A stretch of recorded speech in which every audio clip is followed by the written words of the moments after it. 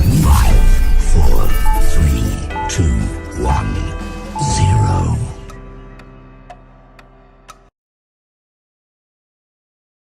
Hallelujah. It's good to be back in the presence of the Lord.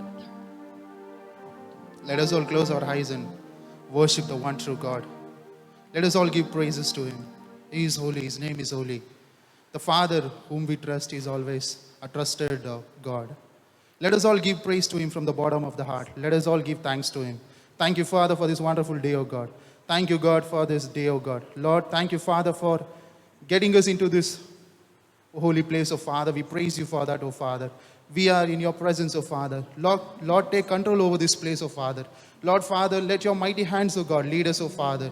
Lord, in each and every aspect, Lord. O Lord, let your hands, O God, mighty hands, O Father, lead us, O Father. Lord, protect us, O Father. Yes, Father, there might be a lot of obstacles, O God. But my Father, O God, when we praise you, when we worship you, O God, Lord, when we give thanks to your mighty name, O Father, Lord, everything, every bondage, every obstacles, O God, shall be removed in the name of Jesus Christ, O Father. Lord, only your name shall be glorified, O God. Let your name only shall be, O God, proclaimed above all other names, O Father. We praise you, we praise you, we praise you. Church, yes, open up your mouth, open up your heart and praise Him. ಬಾಯಿಗಳನ್ನು ತೆರೆದು ದೇವರಿಗೆ ನಾವು ಸ್ತೋತ್ರ ಮಾಡೋಣ. ಆತನು ಯೋಗ್ಯನು, ಆತನು ಸ್ತುತಿ ಸ್ತೋತ್ರಗಳಲ್ಲಿ ವಾಸ ಮಾಡುವಂತ ದೇವನಾಗಿದ್ದಾನೆ. ಎಲ್ಲಿ ಸ್ತುತಿ ಉಂಟು ಅಲ್ಲಿ ಬಿಡುಗಡೆ ಉಂಟು ಅಂತ ಹೇಳಿದ ದೇವರು. ನೀವು ಆರಾಧಿಸುವಂತ ಸಮಯದಲ್ಲಿ, ನೀವು ಮಹಿಮೆ ಪಡಿಸುವಂತ ದೇವರನ್ನು ನೀವು ಆರಾಧಿಸುವಂತ ಸಮಯದಲ್ಲಿ ದೇವರು ನಿಮಗೆ ಬಿಡುಗಡೆ ಕೊಡಲು ಆತನು ಶಕ್ತನಾಗಿದ್ದಾನೆ. ಕರ್ತನು ಒಳ್ಳೆಯವನಾಗಿದ್ದಾನೆ. ಒಳ್ಳೆಯ ಕಾರ್ಯಗಳನ್ನು ಮಾಡುವುದಕ್ಕೆ ಆತನು ಶಕ್ತನಾಗಿದ್ದಾನೆ. ನಾವೆಲ್ಲರೂ ಬಾಯಿಗಳನ್ನು ತೆರೆದು ದೇವರಿಗೆ ನಾವು ಸ್ತೋತ್ರ ಮಾಡೋಣ. ಹೃದಯ ಅಂತರಾಳದಿಂದ ದೇವರಿಗೆ ನಾವು ಸ್ತೋತ್ರ ಮಾಡೋಣ. ದೇವರೇ, ನಿಮಗೆ ಸ್ತೋತ್ರ, ಸ್ತೋತ್ರ, ಸ್ತೋತ್ರ ಸ್ವಾಮಿ, ನಿಮಗೆ ಸ್ತೋತ್ರ ಸ್ವಾಮಿ.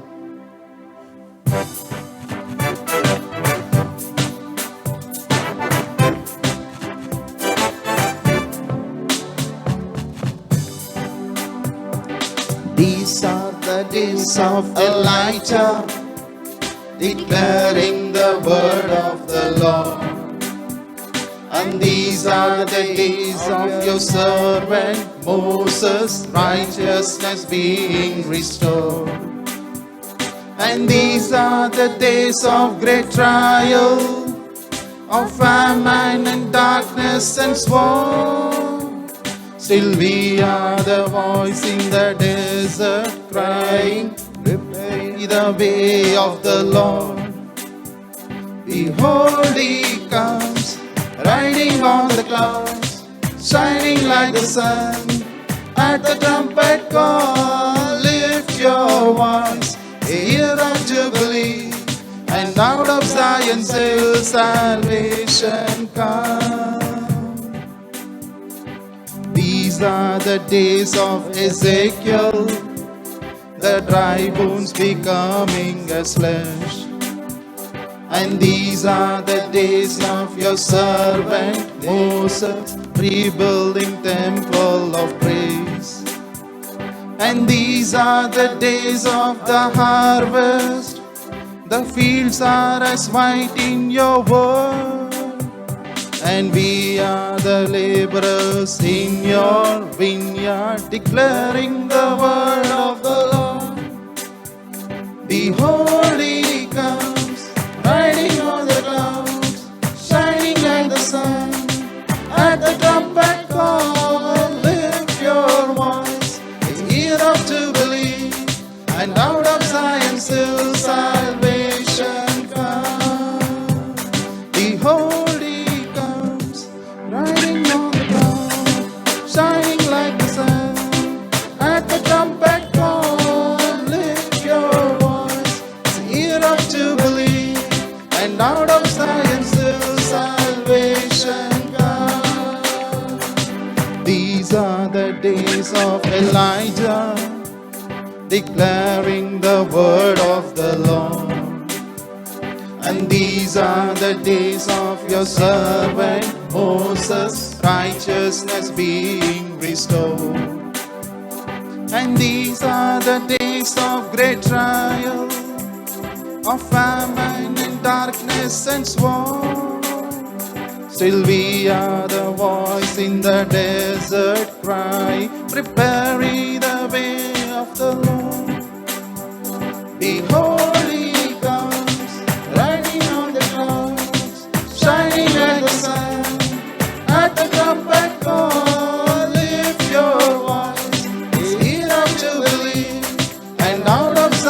until salvation comes. The Holy comes, riding on the clouds, shining like the sun.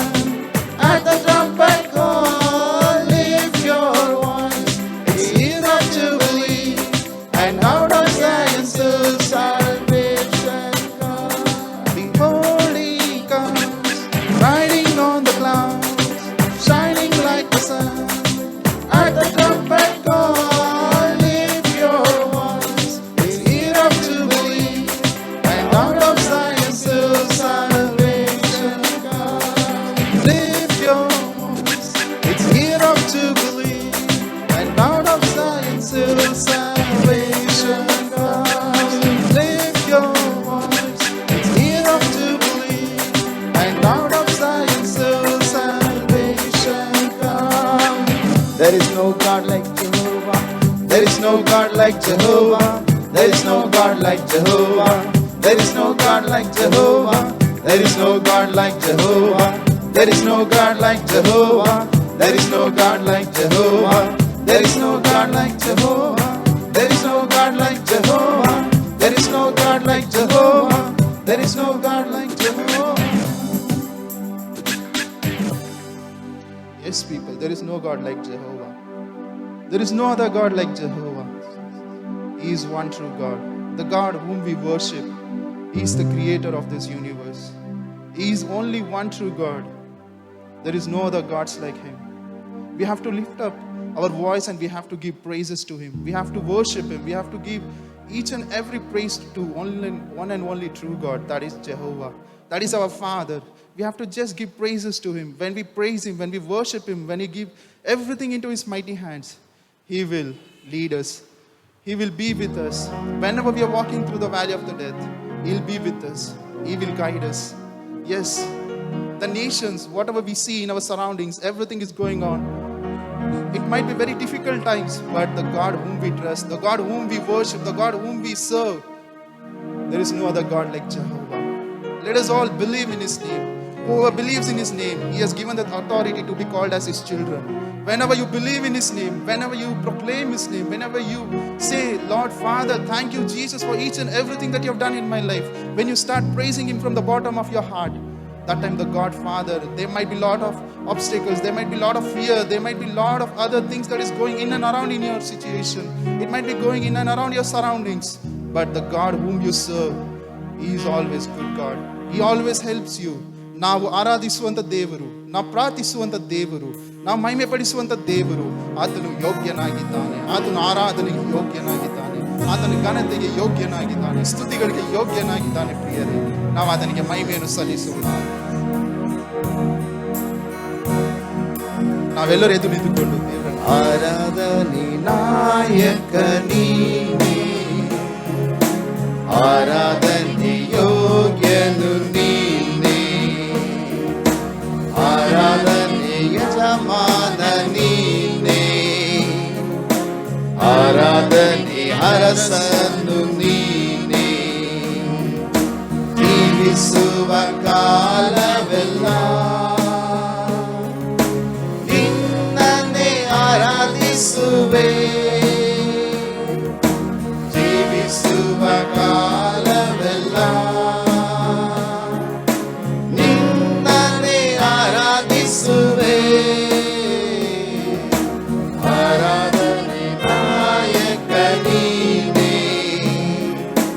ಆರಾಧನೆ ಯೋಗ್ಯನು ನೀನೇ, ಆರಾಧನೆ ಯಜಮಾನ ನೀನೇ,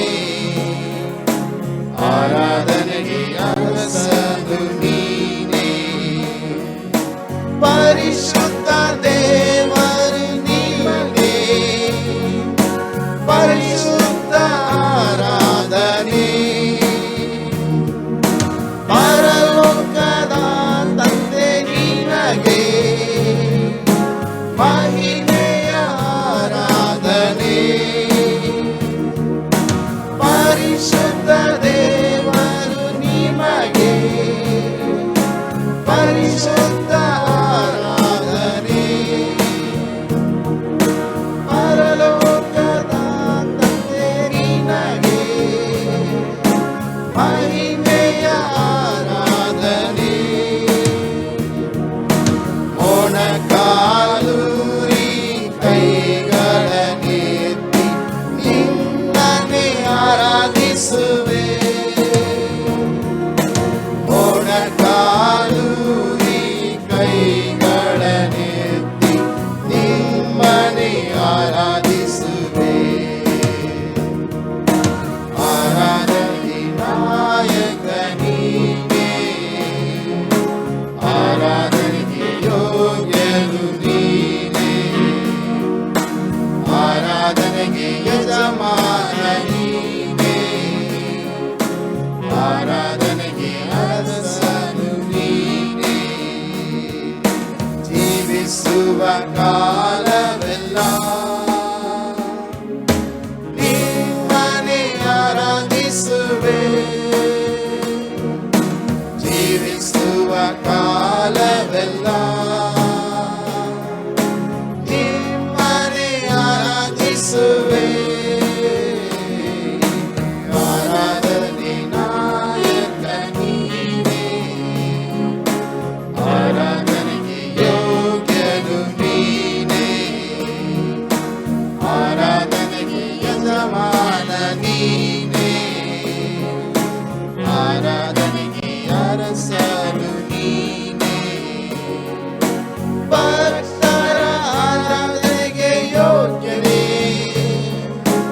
ಆರಾಧನೆ ಆರಾಧನೆ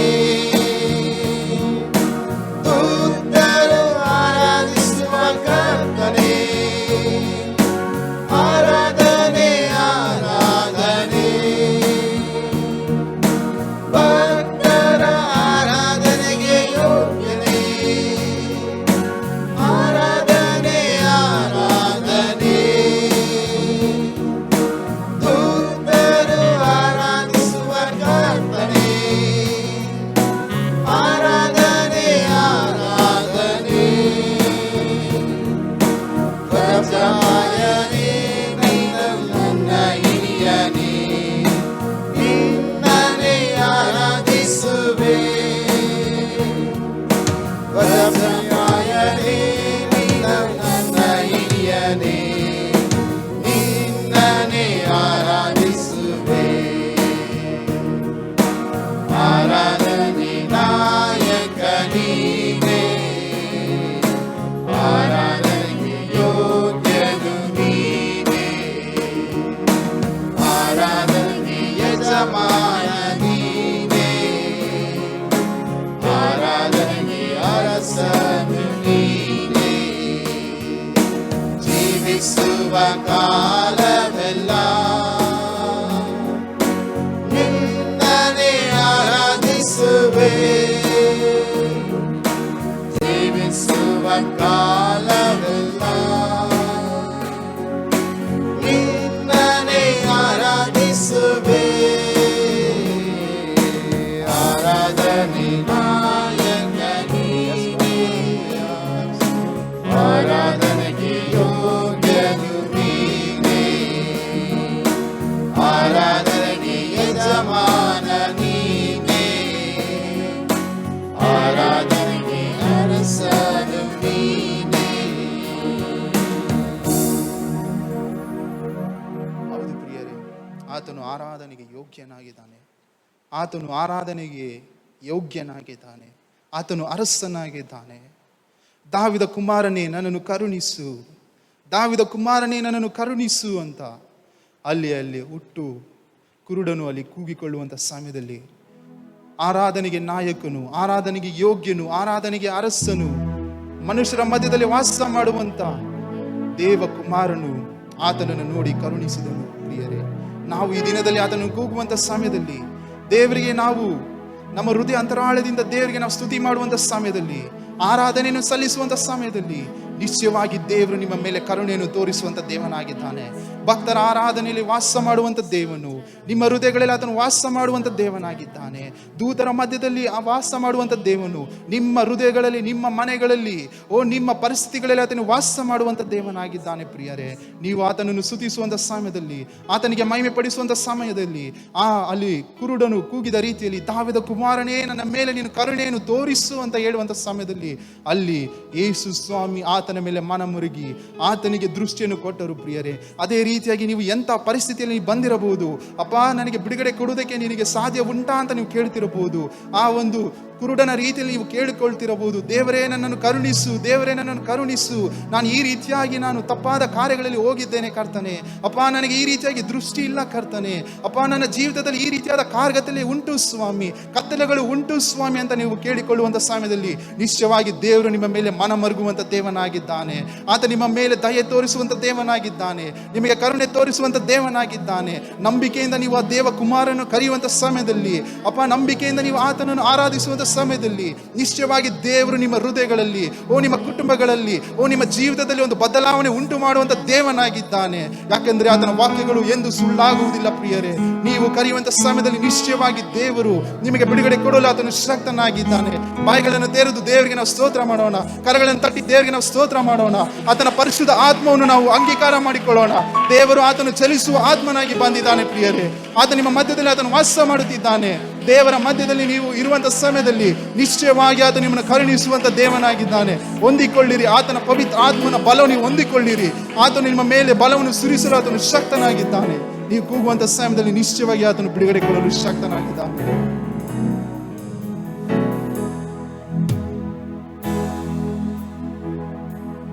You are here, moving in our midst. I worship you,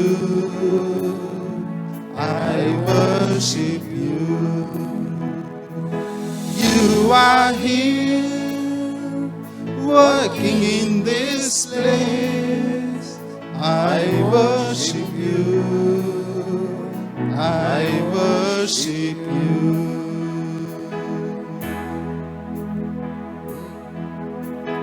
Waymaker, miracle worker, promise keeper, light in the darkness. My God, that is who you are. Waymaker, miracle worker, promise keeper, light in the darkness. My God, that is who you are. You are here, touching every heart. I worship you, I worship you. You are here, healing every heart. I worship you, I worship you. You are here, turning lives around. I worship you, I worship you. You are here, mending every heart. I worship you,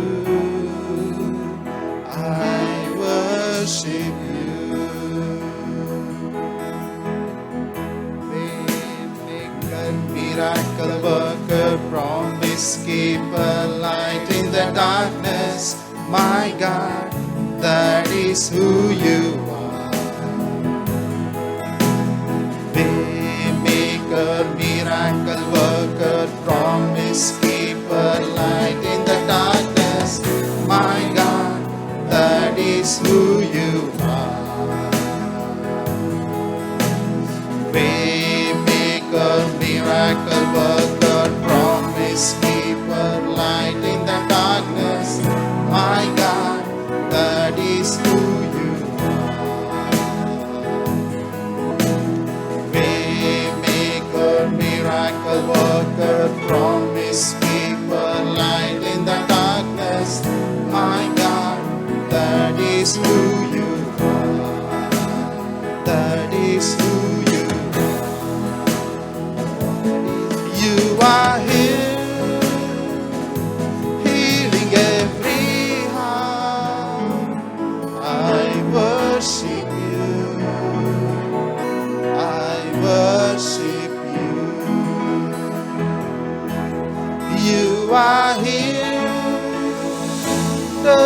lives around.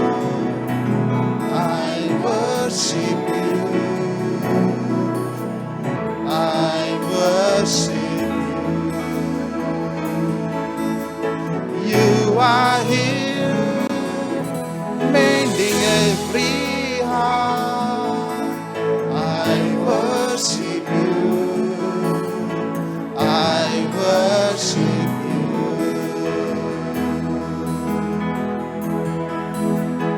Waymaker, miracle worker, promise keeper, light in the darkness. My God, that is who you are.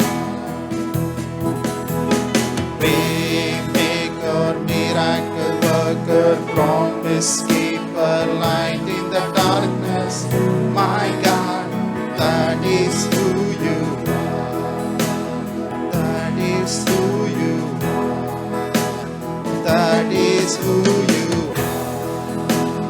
That is who you are. Waymaker, miracle worker, promise keeper, light in the darkness.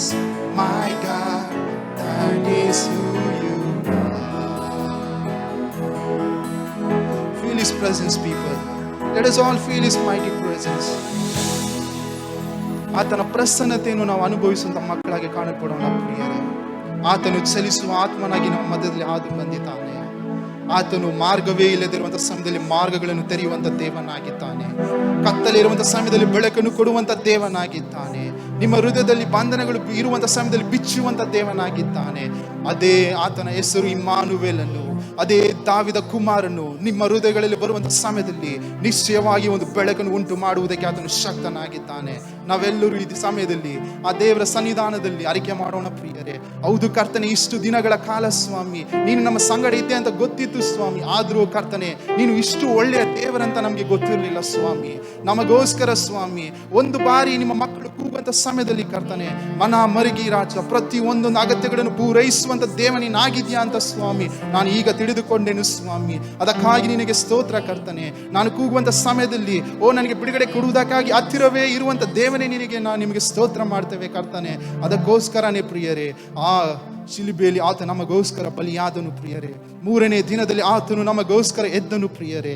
ನಾವೆಲ್ಲರೂ ನಂಬಿಕೆ ಮುಖಾಂತರ ದೇವರ ಸನ್ನಿಧಾನ ನಾವು ಕೂತುಕೊಳ್ಳೋಣ ಪ್ರಿಯರೇ.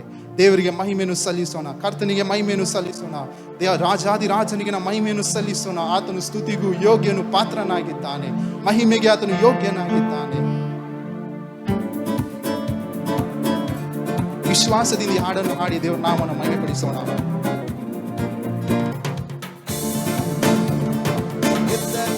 ಯೇಸು ರಾಜನಿವಾ, ಕರ್ತನ ಅಧಿಕಾರ ನಿರೂಪಿಸಲು, ದೇವರಾಜ ನಮ್ಮಲ್ಲಿ ಸ್ಥಾಪಿಸಲು, ಸೈತಾನ ಶಕ್ತಿಯ ತುಳಿದಾಕಲು. ಎದ್ದನಲ್ಲ ಯೇಸು ರಾಜನಿವಾ, ಕರ್ತನ ಅಧಿಕಾರ ನಿರೂಪಿಸಲು, ದೇವರಾಜ ನಮ್ಮಲ್ಲಿ ಸ್ಥಾಪಿಸಲು, ಸೈತಾನ ಶಕ್ತಿಯ ತುಳಿದಾಕಲು.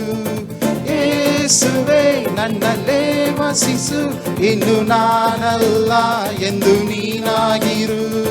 ರಾಜನೇ ಎಂದು ವಾಸಿಸು ನೀ, ಇನ್ನು ನಾನಲ್ಲ ಎಂದು ನೀನಾಗಿರು. ಯೇಸುವೇ ನನ್ನಲ್ಲೇ ವಸಿಸು, ಇಂದು ನಾನಲ್ಲ ಎಂದು ನೀನಾಗಿರು. ರಾಜನೇ ಎಂದು ವಾಸಿಸು ನೀ, ಇಂದು ನಾನಲ್ಲ ಎಂದು ನೀನಾಗಿರು. ರೋಗವನ್ನು ನೀಗಿಸಿ ಭೂತಗಳ ಓಡಿಸಿ ಬಂಧನವೆಲ್ಲ ವಿಮೋಚಿಸಲು, ಕುರುಡರು ಕುಂಟರು ಕಿವಿಡರು ಎಲ್ಲ ಸ್ವಂತವಾಗಿ ಪಡೆಯಲು ದೇವರಾಜವ. ರೋಗವನ್ನು ನೀಗಿಸಿ ಭೂತಗಳ ಓಡಿಸಿ ಬಂಧನವೆಲ್ಲ ವಿಮೋಚಿಸಲು, ಕುರುಡರು ಕುಂಟರು ಕಿವಿಡರು ಎಲ್ಲ ಸ್ವಂತವಾಗಿ ಪಡೆಯಲು ದೇವರಾಜವ. ಯೇಸುವೇ ನನ್ನಲ್ಲೇ ವಸಿಸು, ಇಂದು ನಾನಲ್ಲ ಎಂದು ನೀನಾಗಿರು. ರಾಜನೇ ಎಂದು ವಾಸಿಸು ನೀ, ಇನ್ನು ನಾನಲ್ಲ ಎಂದು ನೀನಾಗಿರು. ಯೇಸುವೆ ನನ್ನಲ್ಲೇ ವಸಿಸು, ಇನ್ನು ನಾನಲ್ಲ ಎಂದು ನೀನಾಗಿರು. ರಾಜನೇ ಇನ್ನು ವಾಸಿಸುವಿ, ಇನ್ನು ನಾನಲ್ಲ ಎಂದು ನೀನಾಗಿರು. ಭಯವೆಲ್ಲ ಮಾರ್ಪಡಿಸಿ ನಿರಾಸೆ ನೀಗಿಸಿ ಕುಣಿಯುತ್ತ ನಿತ್ಯ ವಾಸಿಸುವ, ಮುಚ್ಚಿರುವ ಎಲ್ಲ ಬಾಗಿಲ ತೆರೆದು ಮೆಸ್ಸಿಯ ರಾಜ ನಮಗಾಗಿ. ಭಯವೆಲ್ಲ ಮಾರ್ಪಡಿಸಿ ನಿರಾಸೆ ನೀಗಿಸಿ ಕುಣಿಯುತ್ತ ನಿತ್ಯದಿ ವಾಸಿಸುವ, ಮುಚ್ಚಿರುವ ಎಲ್ಲ ಬಾಗಿಲ ತೆರೆದು ಮೆಸ್ಸಿಯ ರಾಜ ನಮಗಾಗಿ. ಯೇಸುವೆ ನನ್ನಲ್ಲೇ ವಸಿಸು, ಇಂದು ನಾನಲ್ಲ ಎಂದು ನೀನಾಗಿರು. ರಾಜನೇ ಎಂದು ವಾಸಿಸು ನೀ, ಇನ್ನು ನಾನಲ್ಲ ಎಂದು ನೀನಾಗಿರು. ಯೇಸುವೆ ನನ್ನಲ್ಲೇ ವಸಿಸು, ಇನ್ನು ನಾನಲ್ಲ ಎಂದು ನೀನಾಗಿರು. ರಾಜನೇ ಎಂದು ವಾಸಿಸು ನೀ, ಇನ್ನು ನಾನಲ್ಲ ಎಂದು ನೀನಾಗಿರು. ಎತ್ತನಲ್ಲ ಯೇಸು ರಾಜನಿವ, ಕರ್ತನ ಅಧಿಕಾರ ನಿರೂಪಿಸಲು, ದೇವರಾಜ ನಮ್ಮಲ್ಲಿ ಸ್ಥಾಪಿಸಲು, ಸೈತಾನ ಶಕ್ತಿಯ ತುಳಿದಾಕಲು. ಎತ್ತನಲ್ಲ ಯೇಸು ರಾಜನಿವ, ಕರ್ತನ ಅಧಿಕಾರ ನಿರೂಪಿಸಲು, ದೇವರಾಜ ನಮ್ಮಲ್ಲಿ ಸ್ಥಾಪಿಸಲು, ಸೈತಾನ ಶಕ್ತಿಯ ತುಳಿದಾಕಲು. ಯೇಸುವೇ ನನ್ನಲ್ಲೇ ವಸಿಸು, ಇನ್ನು ನಾನಲ್ಲ ಎಂದು ನೀನಾಗಿರು. ರಾಜನೇ ಎಂದು ವಾಸಿಸು ನೀ, ಇನ್ನು ನಾನಲ್ಲ ಎಂದು ನೀನಾಗಿರು. ಯೇಸುವೇ ನನ್ನಲ್ಲೇ ವಸಿಸು, ಇನ್ನು ನಾನಲ್ಲ ಎಂದು ನೀನಾಗಿರು. ರಾಜನೇ ಎಂದು ವಾಸಿಸು ನೀ, ಇನ್ನು ನಾನಲ್ಲ ಎಂದು ನೀನಾಗಿರು. ಹಾಲೆಲೂಯ. ಕರ್ತನೆ ಅಪ್ಪ, ಈ ಆರಾಧನೆ ನಿನ್ನ ಹಸ್ತಿಗೆ ಒಪ್ಪಿಸಿಕೊಡ್ತಾ ಇದ್ದೇವೆ ಕರ್ತನೆ. ಕರ್ತನೆ, ಇಲ್ಲಿವರೆಗೂ ನಡೆಸಿದ್ದಕ್ಕಾಗಿ ನಿಮಗೆ ಸ್ತೋತ್ರ ಕರ್ತನೆ. ನಮಗೋಸ್ಕರ ನೀನು ಮಾತನಾಡು ಕರ್ತನೆ, ಬಂದಿರುವಂಥ ಮಕ್ಕಳಿಗೋಸ್ಕರ ನೀನು ಮಾತನಾಡು ಕರ್ತನೆ. ಯೇಸುವಿನ ನಾಮದಲ್ಲಿ ಪ್ರಾರ್ಥನೆ ಕೇಳುತ್ತಂದೆಯೇ, ಆಮೀನ್.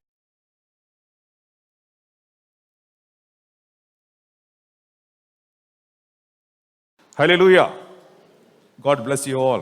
ದೇವರು ನಿಮ್ಮನ್ನು ಆಶೀರ್ವದಿಸಲಿ. Nice to see you in this morning in the God's presence. ದೇವರ ಪ್ರಸನ್ನತೆಯಲ್ಲಿ ನಿಮ್ಮನ್ನೆಲ್ಲ ಕಾಣುವುದು ನನಗೆ ಬಹಳ ಸಂತೋಷವಾಗಿದೆ. We always enjoy God's presence. ನಾವು ಯಾವಾಗಲೂ ದೇವರ ಪ್ರಸನ್ನತೆಯಲ್ಲಿ ಸಂತೋಷವುಳ್ಳವರಾಗಿರ್ತೇವೆ. We just sang a song saying that God, you are in our midst. ಈಗಾಗಲೇ ನಾವು ಹಾಡನ್ನು ಹಾಡಿದೆವು, ದೇವರೇ ನೀನು ನಮ್ಮ ಮಧ್ಯದಲ್ಲಿ ವಾಸಿಸುತ್ತಿ ಎಂಬುದಾಗಿ. Why is in our midst? Touching every heart, healing every heart, mending every heart.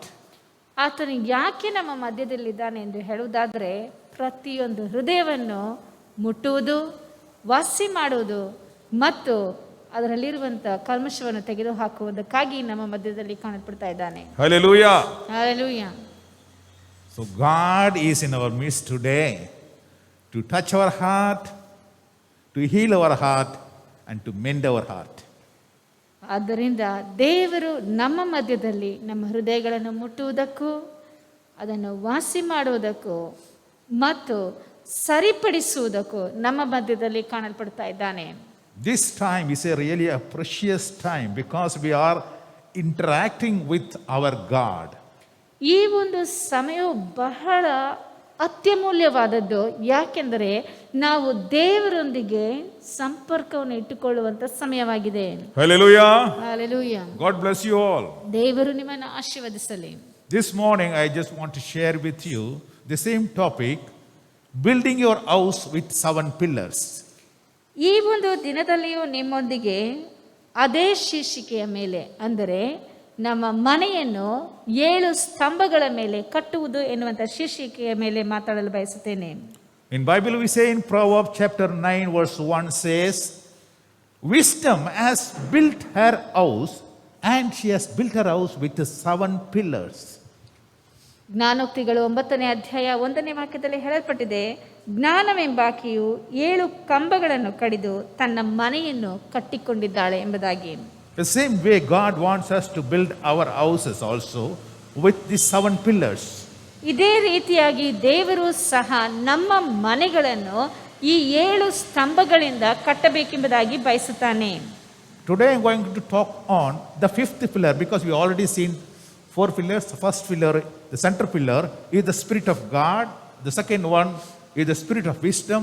The third one is the Spirit of understanding. And the fourth one is the Spirit of counseling. And the 5th one is the Spirit of strength. ಈ ಒಂದು ದಿನದಲ್ಲಿ ನಾವು ಆ ಸ್ತಂಭಗಳಲ್ಲಿ 5ನೆಯ ಸ್ತಂಭವನ್ನು ಕುರಿತಾಗಿ ನೋಡುತ್ತೇವೆ. ಈಗಾಗಲೇ 4 ಸ್ತಂಭಗಳನ್ನು ನಾವು ನೋಡಿ ಮುಗಿಸಿಯಾಗಿದೆ. ಮೊದಲನೆಯ ಸ್ತಂಭ ಕೇಂದ್ರ ಬಿಂದುವಾಗಿರುವಂಥದ್ದು ಯೇಸು ಕ್ರಿಸ್ತನೇ ದೇವರ ಆತ್ಮವಾಗಿಯೇ ಕಾಣಲ್ಪಡುತ್ತದೆ. ಮತ್ತು 2ನೆಯ ಸ್ತಂಭವು ಜ್ಞಾನ, 3ನೆಯ ಸ್ತಂಭವು ವಿವೇಕ, 4ನೆಯ ಸ್ತಂಭವು ಆಲೋಚನೆ ಮತ್ತು 5ನೆಯ ಸ್ತಂಭವಾಗಿ ಪರಾಕ್ರಮ, ಬಲ ಎಂಬುದಾಗಿ ನಾವು ನೋಡುತ್ತೇವೆ.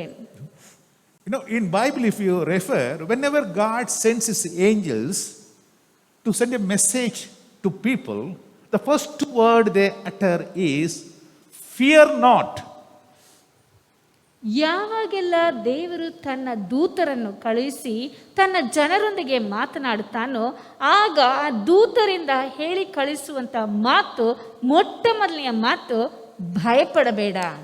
God always wants to strengthen our spirit. If you are weak in your spirit, in your mind, you cannot do anything. So whenever God sends his angel, the first word, whether you take Mary, the angel came and told her, fear not, Mary.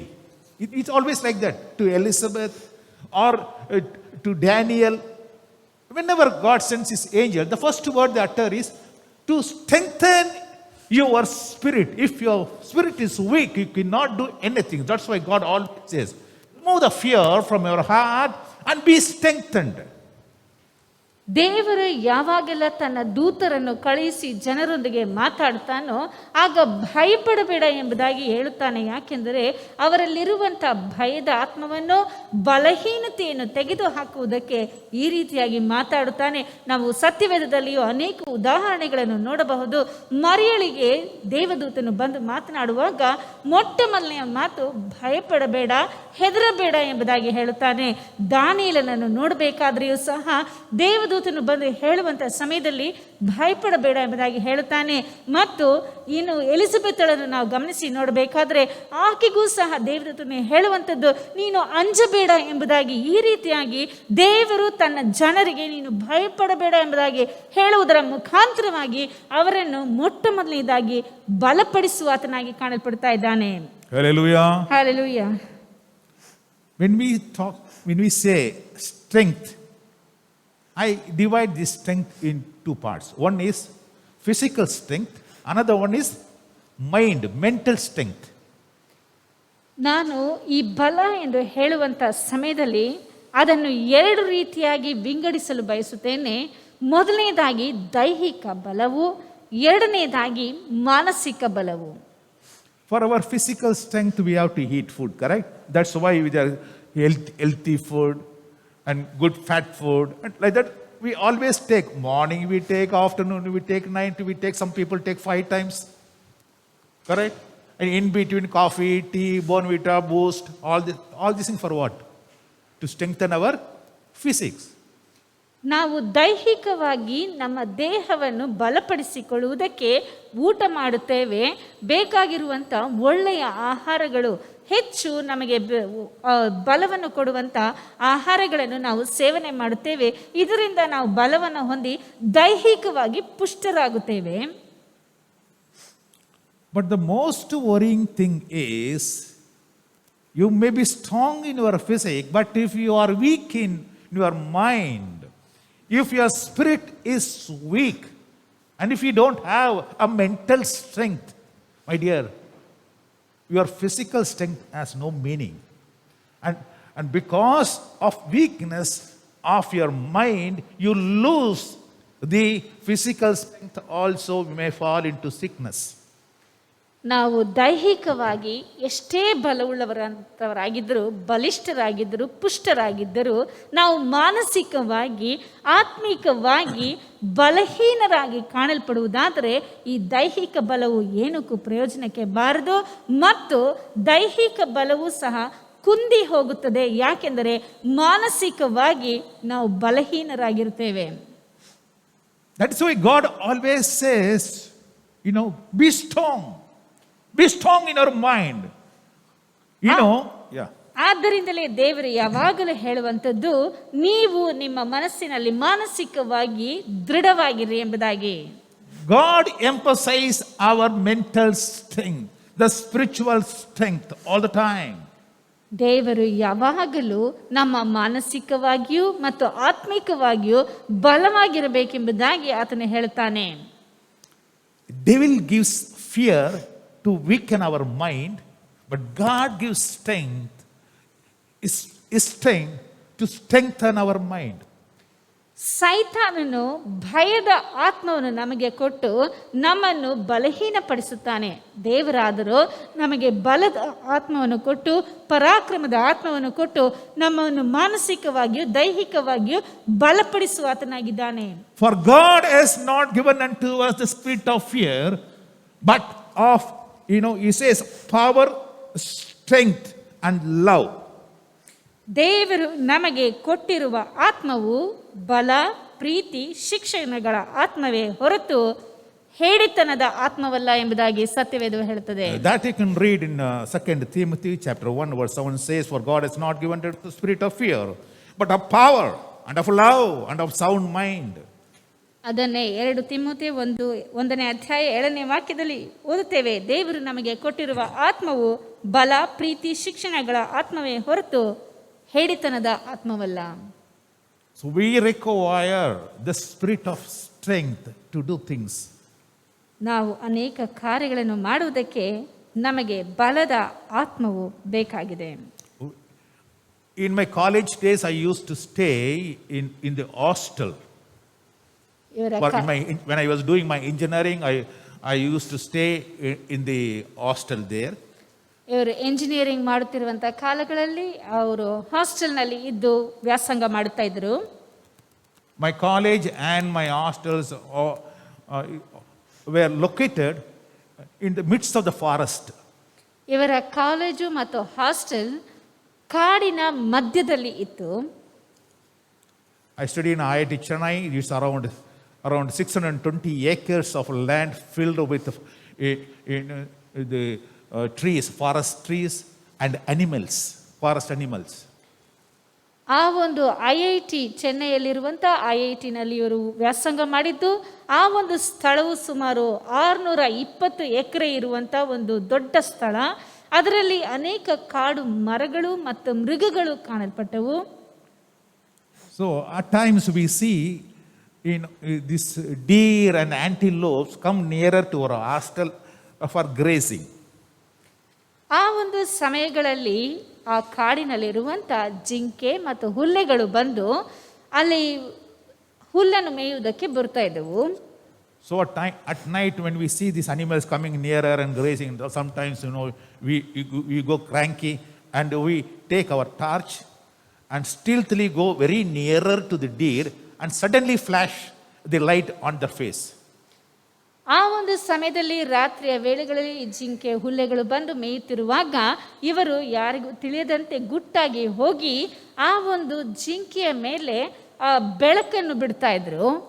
So suddenly when the light comes on their face, the deer, which has a power of jumping around 16 feet, will get frozen and stand still there, can't even move a foot there.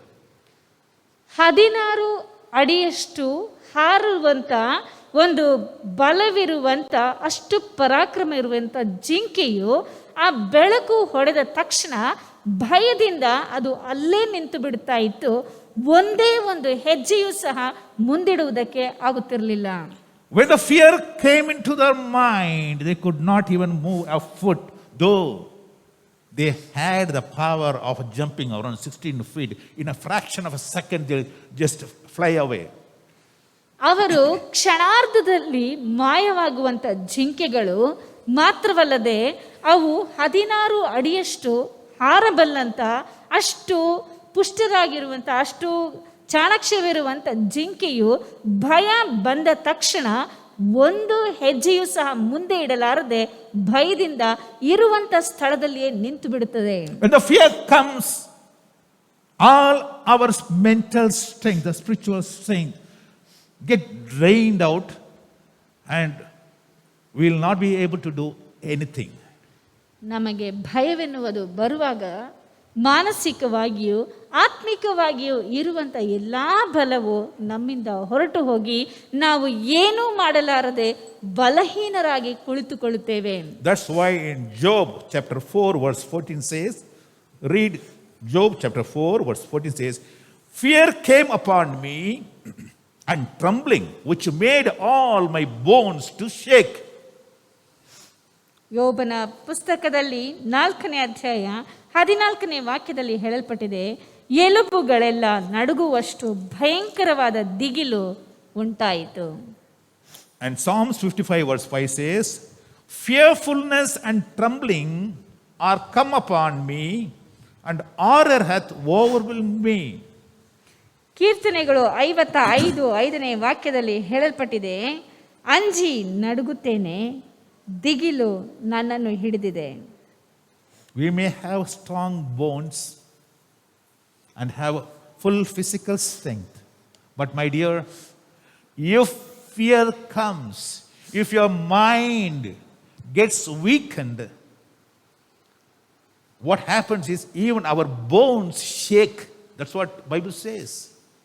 ನಮಗೆ ಎಲುಬುಗಳಲ್ಲಿ ಎಷ್ಟೇ ಸಾರವಿದ್ದು ದೇಹದಲ್ಲಿ ಎಷ್ಟೇ ಬಲವಿದ್ದರೂ ನಾವು ಮಾನಸಿಕವಾಗಿ ಆತ್ಮಿಕವಾಗಿ ಬಲಹೀನರಾಗಿ ಕಾಣಲ್ಪಡುವಾಗ ಈ ಎಲ್ಲ ಬಲವು ಕುಂದಿ ಹೋಗಿ ಬಲಹೀನರಾಗಿ ಮಾರ್ಪಡುತ್ತೇವೆ ಎಂಬುದಾಗಿ ಸತ್ಯವೇದವೇ ಹೇಳುತ್ತದೆ.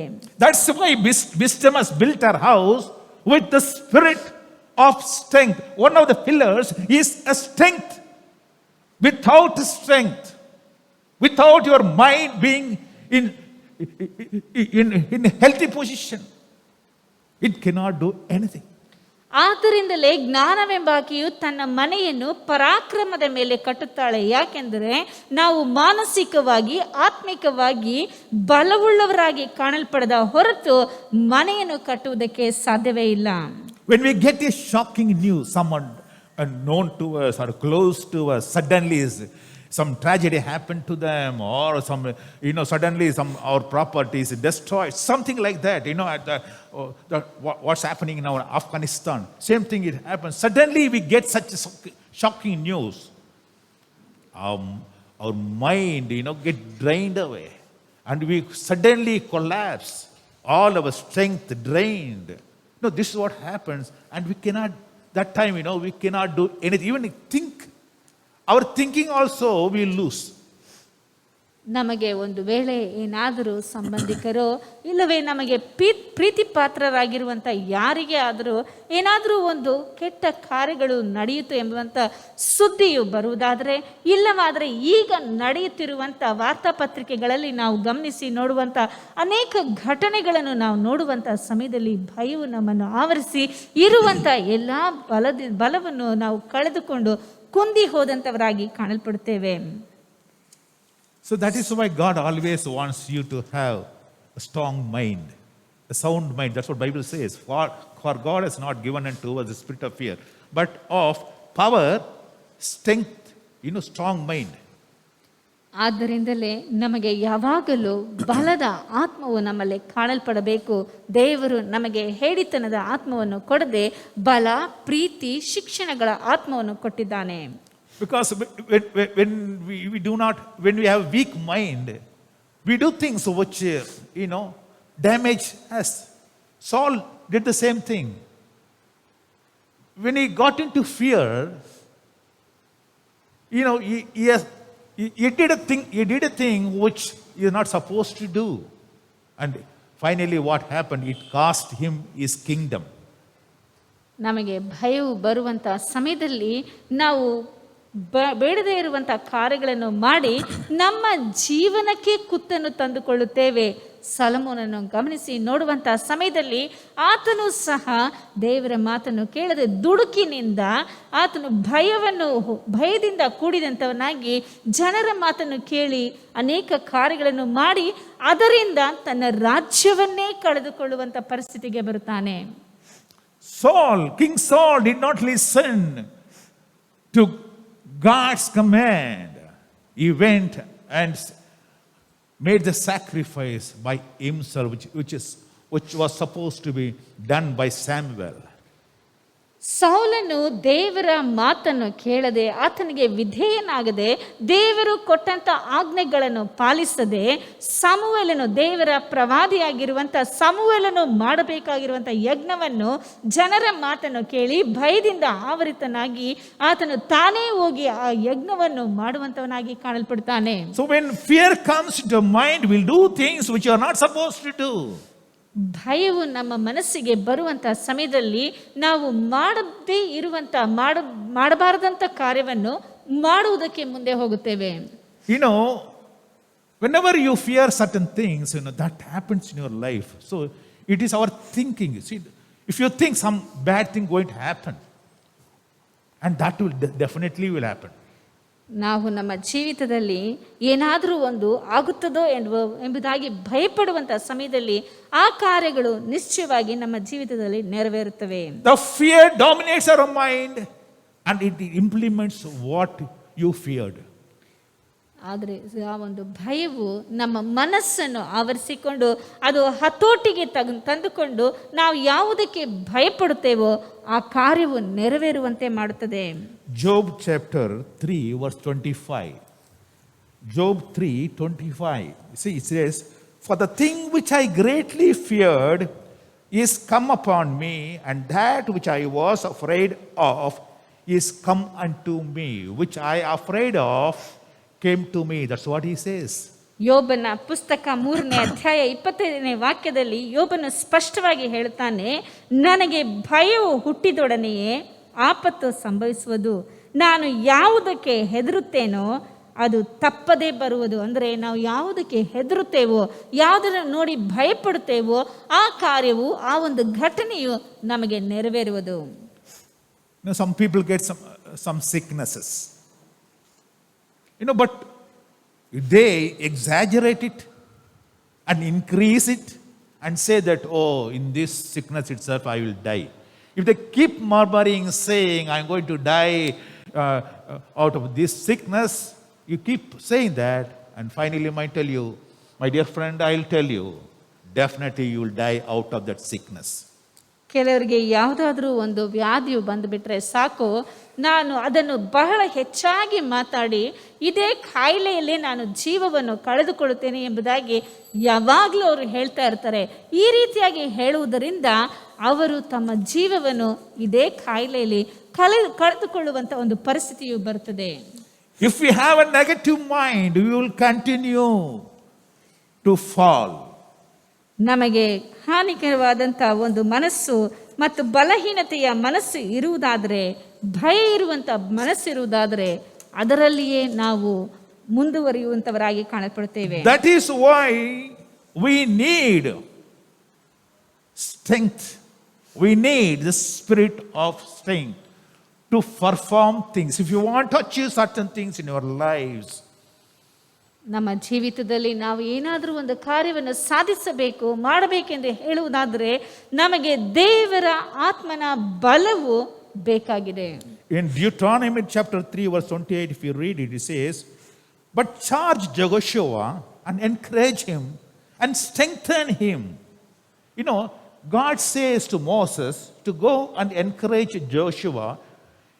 He is now not having that much strength, but you go, speak to him, encourage him, strengthen his mind so that you will do greater things.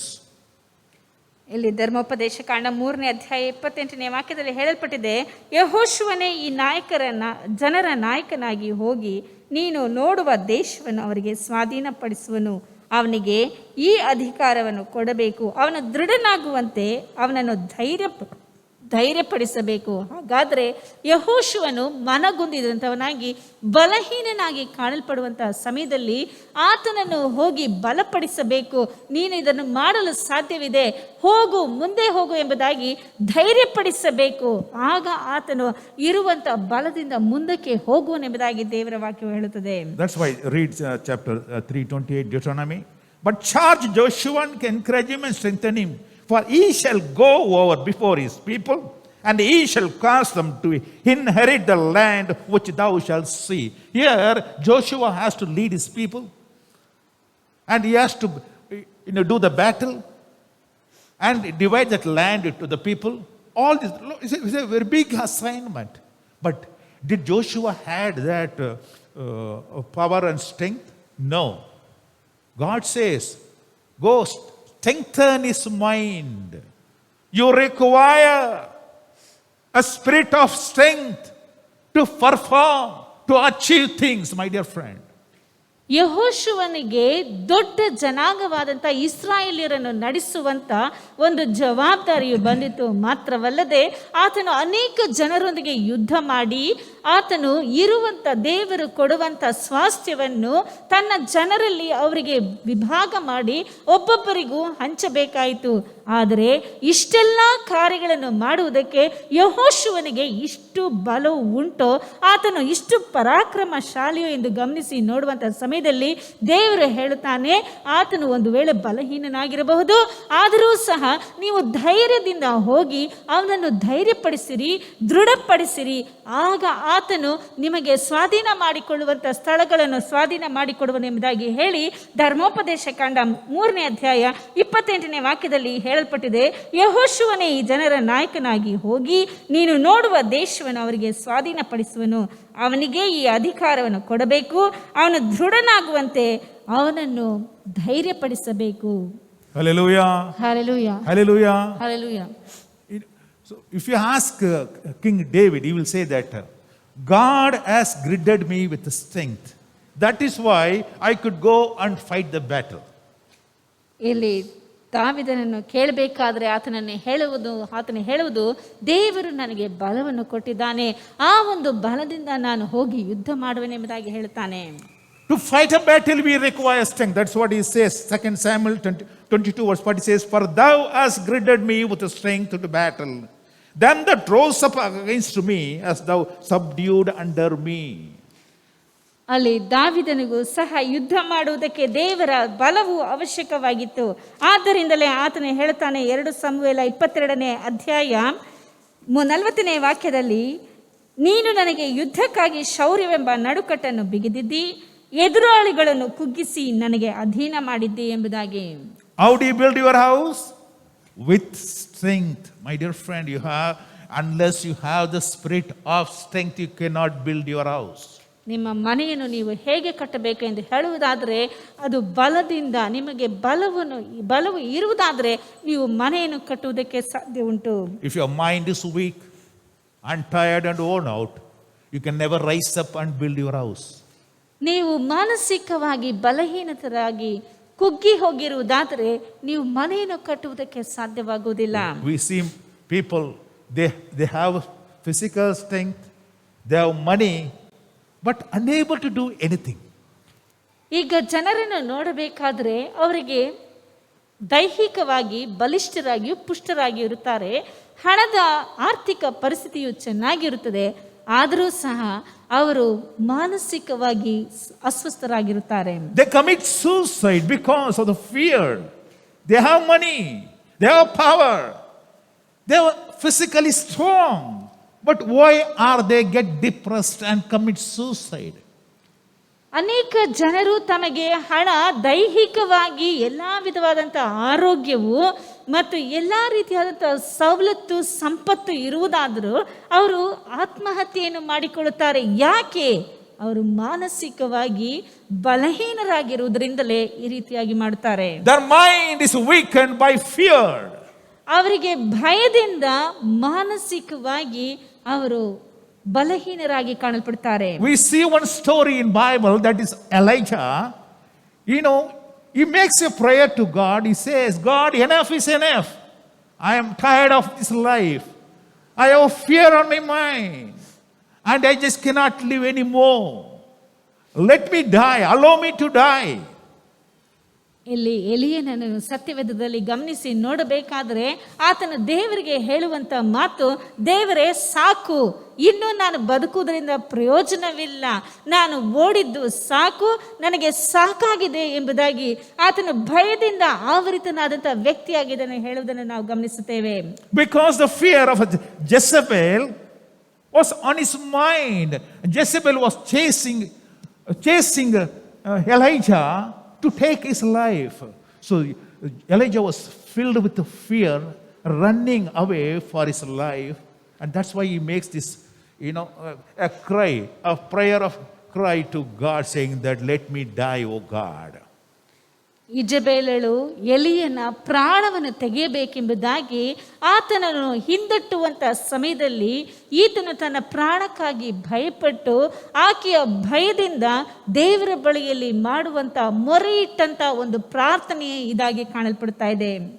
When your mind is weak, my dear friend, you cannot stand up and fight your enemies. ನಿಮ್ಮ ಮಾನಸಿಕವಾಗಿ ನೀವು ಅಸ್ವಸ್ಥರಾಗಿ ಬಲಹೀನರಾಗಿ ಕಾಣಲ್ಪಡುವುದಾದರೆ ನೀವು ಶತ್ರುಗಳೊಂದಿಗೆ ಹೋರಾಡುವುದಕ್ಕೆ ಸಾಧ್ಯವಿಲ್ಲ. Then how can he build your house, my dear friend? How can he establish your house? ಹಾಗಿರುವುದಾದರೆ ನೀವು ನಿಮ್ಮ ಮನೆಯನ್ನು ಕಟ್ಟಿ ಅದನ್ನು ಸ್ಥಾಪಿಸುವುದು ಹೇಗೆ? You just imagine if your father is mentally weak, how can he run his family? ಒಂದು ವೇಳೆ ನೀವು ಕಲ್ಪನೆ ಮಾಡಿಕೊಂಡು ನೋಡಿ, ನಿಮ್ಮ ಮನೆಯಲ್ಲಿರುವಂತಹ ತಂದೆಯು ಮಾನಸಿಕವಾಗಿ ಬಲಹೀನವಾಗಿ ಕಾಣಲ್ಪಡುವುದಾದರೆ ಅವರು ಮನೆಯನ್ನು ಹೇಗೆ ಕಟ್ಟುವುದಕ್ಕೆ ಸಾಧ್ಯವಿರುತ್ತದೆ? But for God has not given unto us the spirit of fear, but of power, love, power and sound mind. ದೇವರು ನಮಗೆ ಹೇಡಿತನದ ಆತ್ಮವನ್ನು ಕೊಡದೆ ಬಲ, ಪ್ರೀತಿ, ಶಿಕ್ಷಣಗಳ ಆತ್ಮವನ್ನು ಕೊಟ್ಟಿದ್ದಾನೆ. God wants to give you a spirit of strength so that you can build your house. ದೇವರು ನಾವು ಮನೆಯನ್ನು ಕಟ್ಟಬೇಕೆಂಬುದಾಗಿ ನಮಗೆ ಬಲ, ಪರಾಕ್ರಮದ ಆತ್ಮಗಳನ್ನು ಕೊಡುತ್ತಾನೆ. If you are a man or woman of wisdom, certainly you will build your house with the spirit of strength. ನೀವು ಜ್ಞಾನದಲ್ಲಿ ಕಡಿಮೆಯಾಗಿ ಕಾಣಲ್ಪಡುವುದಾದರೆ ನಿಮ್ಮ ಮನೆಯನ್ನು ಕಟ್ಟುವುದಕ್ಕೆ ದೇವರ ಬಲದ ಅವಶ್ಯಕತೆಯು ಕಾಣಲ್ಪಡುತ್ತದೆ. In 1 Kings chapter 19 verse 8 says, 1 Kings chapter 19 verse 8 says, he arose and did eat and drink and went in the strength of the meat 40 days and 40 nights unto Horeb the mount of God. ಒಂದು ಅರಸುಗಳು 19ನೇ ಅಧ್ಯಾಯ 8ನೇ ವಾಕ್ಯದಲ್ಲಿ ಹೇಳಲ್ಪಟ್ಟಿದೆ, ಅವನು ಎದ್ದು ತಿಂದು ಕುಡಿದು ಅದರ ಬಲದಿಂದ 40 ದಿವಸ ಹಗಲಿರುಳು ಪ್ರಯಾಣ ಮಾಡಿ ದೇವಗಿರಿಯಾದ ಹೋರೇಬನ್ನು ಮುಟ್ಟಿದನು. Here we see Elijah mentally, physically weak, and he was just lying down. ಇಲ್ಲಿ ಎಲಿಯನನ್ನು ನೋಡಬೇಕಾದ್ರೆ ಆತನು ದೈಹಿಕವಾಗಿಯೂ ಮಾನಸಿಕವಾಗಿಯೂ ಬಲಹೀನನಾಗಿ ಅಲ್ಲಿ ಕುಳಿತಿದ್ದಾನೆ. And God sends angel to give him the required meat so that he can eat and get strengthened and run 40 days towards the Horeb, the mount of God. ಇಲ್ಲಿ ದೇವರು ತನ್ನ ದೂತನನ್ನು ಕಳುಹಿಸಿ ಅವನಿಗೆ ಬೇಕಾಗಿರುವಂತಹ ಆಹಾರವನ್ನು ಕೊಟ್ಟು ಅದನ್ನು ತಿಂದ ನಂತರ ಅವನು ಹೋರೇಬ್ ಬೆಟ್ಟಕ್ಕೆ ಓಡಿ ಹೋಗುವಂತೆ, ಅಂದರೆ ಅಷ್ಟು ಬಲದಿಂದ ತುಂಬಿದಂತವನಾಗಿ ಕಾಣಲ್ಪಡುವಂತೆ ದೇವರು ಮಾಡುತ್ತಾನೆ. God does not want to live in your weakness, my dear friend. He wants you to be strengthened, to be strong. ದೇವರು ನೀನು ಬಲಹೀನನಾಗಿ ಇರುವುದಕ್ಕೆ ಬಯಸುವುದಿಲ್ಲ, ನಿನ್ನನ್ನು ಆತನು ಬಲಪಡಿಸುವಾತನಾಗಿ ಕಾಣಲ್ಪಡ್ತಾ ಇದ್ದಾನೆ. Even if in your desperation say to God, let me die, but God doesn't want you to die. Amen. He wants to strengthen you. ನೀನು ಒಂದು ವೇಳೆ ನಿನ್ನ ಮನಸ್ಸಿನಲ್ಲಿ ಮಾನಸಿಕವಾಗಿ ಬಲಹೀನತೆಯಿಂದ ದೇವರೇ ನಾನು ಸಾಯಲಿ, ನಾನು ಸತ್ರೆ ಸಾಕಪ್ಪ ಎಂಬುದಾಗಿ ನಿನ್ನ ಜೀವನದಲ್ಲಿ ನೀನು ಹೇಳುತ್ತಾ ಇದ್ರೂ ಸರಿ, ದೇವರು ನಿನ್ನನ್ನು ಆ ರೀತಿಯಾಗಿ ಬಿಡುವಂತ ದೇವರಲ್ಲ, ಆತನು ನಿನ್ನನ್ನು ಬಲಪಡಿಸುವಾತನಾಗಿದ್ದಾನೆ. In this morning, if you are praying to God saying that, enough, Lord, enough. I have passed through so much agony, pain in my life, and I can't take it anymore. If you are praying such prayer, I say to you, God wants you to be strengthened because you have a lot to do more.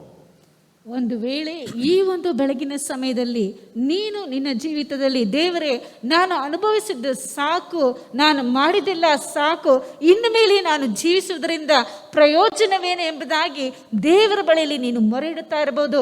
ಆದರೂ ಸಹ ದೇವರು ನಿನ್ನನ್ನು ನೋಡಿ ಹೇಳುವಂತ ಮಾತು, ನೀನು ಬಲವನ್ನು ಹೊಂದಿ ಪರಾಕ್ರಮಶಾಲಿಯಾಗಿ ಮತ್ತೆ ಎದ್ದು ಓಡು, ಯಾಕೆಂದರೆ ನೀನು ಮಾಡಬೇಕಾಗಿರುವಂತ ಕಾರ್ಯಗಳು ಇನ್ನೂ ಹೆಚ್ಚಾಗಿವೆ ಎಂಬುದಾಗಿ ದೇವರು ಹೇಳ್ತಾ ಇದ್ದಾನೆ. Come out of that weakness, the fear, and be filled with the spirit of strength. ನೀನು ಆ ಭಯದಿಂದಲೂ ಮತ್ತು ಆ ರೀತಿಯಾದಂತಹ ಬಲಹೀನತೆಯಿಂದಲೂ ಹೊರಕ್ಕೆ ಬಂದು ದೇವರ ಬಲ ಪರಾಕ್ರಮಗಳಿಂದ ತುಂಬಲ್ಪಟ್ಟವನಾಗಿ ಕಾಣಲ್ಪಡು. When you go and meet the sick people in the hospital, what do you say? ನಾವು ಆಸ್ಪತ್ರೆಯಲ್ಲಿ ಅಸ್ವಸ್ಥವಾಗಿರುವಂತವರನ್ನು ಹೋಗಿ ನೋಡ್ಬೇಕಾದ್ರೆ ಏನ್ ಹೇಳ್ತಾರೆ? Oh brother, such a thing is come to you. I don't know whether you will survive. Definitely in few days you will die. Sorry. Do you say that? ನಾವು ಆಸ್ಪತ್ರೆಯಲ್ಲಿ ಅಸ್ವಸ್ಥರಾಗಿರುವಂಥವ್ರನ್ನ ಹೋಗಿ ಮಾತಾಡಿಸ್ಬೇಕಾದ್ರೆ, ನೀವು ಎಷ್ಟೋ ಒಳ್ಳೆಯವರು, ಆದರೂ ನಿಮಗೆ ಈ ರೀತಿಯಾಗಿಲ್ಲ, ಆಗಬಾರ್ದಾಗಿತ್ತು, ಏನು ಮಾಡೋದು, ಇನ್ನು ಸ್ವಲ್ಪ ದಿನದಲ್ಲಿ ನೀವು ಸಾಯ್ತೀರಾ, ಈ ರೀತಿಯಾಗಿ ನಾವು ಹೇಳ್ತೀವಿ ಅವ್ರ ಹತ್ರ. Will any of you do that? ನಾವು ಯಾರಾದರೂ ಆ ರೀತಿಯಾಗಿ ಮಾಡ್ತೀವಾ? If you do that, even a healthy person will die, I tell you.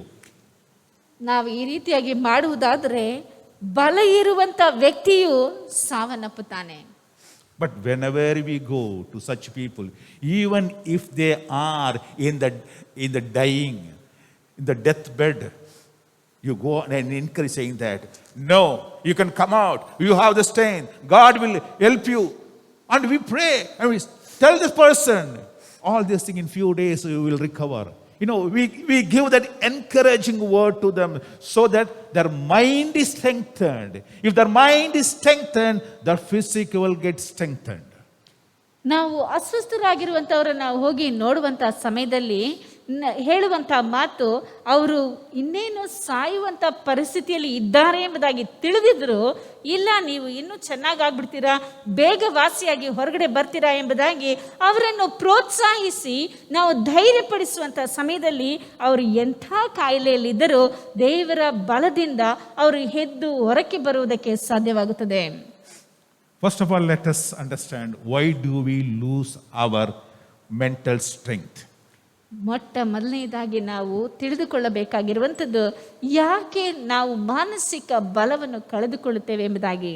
We lose our mental strength, the spiritual strength, because of two reasons. One is internal, another one external. ನಾವು ಮಾನಸಿಕವಾಗಿ ಬಲಹೀನರಾಗುವುದಕ್ಕೆ ಎರಡು ಕಾರಣಗಳುಂಟು. ಮೊದಲನೇದಾಗಿ ಬಹಿರಂಗವಾಗಿರುವಂಥದ್ದು, ಇನ್ನೊಂದು ಅಂತರಂಗವಾಗಿ ಇರುವಂಥ ಕಾರ್ಯಗಳು. The external forces, maybe people around us, our enemies, or the situation, or the Satan, all these things bring pressure and fear into our mind. They bring fear into our mind and we lose our mental strength.